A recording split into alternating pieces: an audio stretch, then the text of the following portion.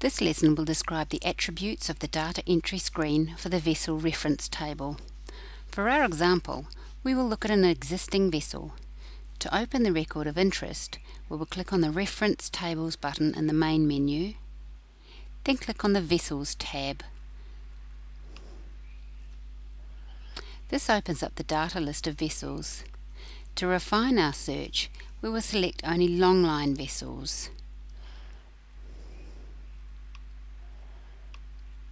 and only those that are active. From this list, we'll select the Cheltenham and then click on the Edit Vessel button, which opens the data entry screen.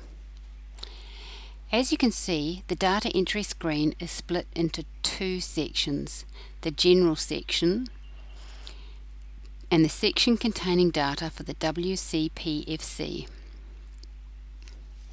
We will look at the attributes of the general information fields.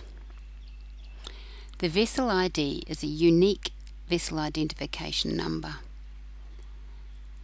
The vessel name is the name of the vessel.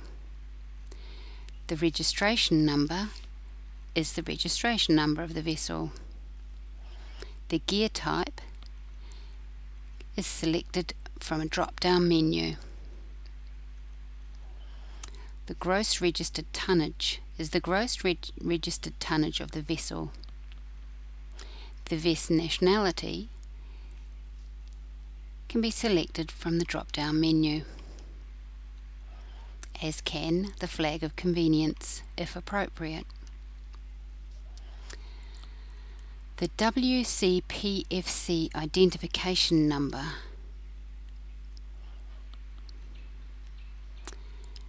the length overall is the length in units in meters or feet, and you can select meters or feet. The IRC S is the International Radio Call Sign. Then we have the FFA vessel number, the ALC ID, which is the Automatic Location Communicator, the engine power and units in horsepower, kilowatts, pounds per square inch or unspecified, and space for any comments related to changes in vessel attributes.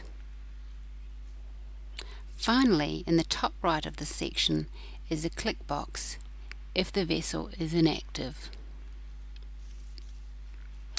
The bottom half of the form is the GYPAETE-NC information section, which is further subdivided into 6 sections as follows. The General section, covering the home port, owner name, owner address, master's name and master's nationality. The communication channels and numbers, Inmarsat numbers, and space for description. The vessel history, where it was built, when, any previous names, previous international radio call sign, previous flag and previous registration number.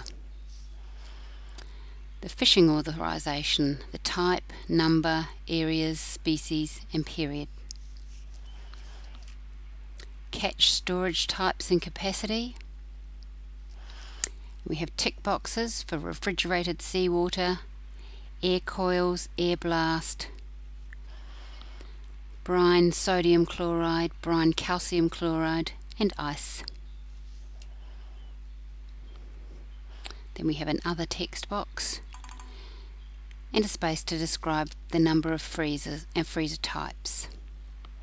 The freezer capacity and the fish hold. Both of those in cubic meters, cubic feet or metric tons. Finally on the form is the vessel specifications, the number of crew, the moulded depth, the beam and the length type from a drop-down menu of overall, registered or between perpendiculars. So that concludes this lesson.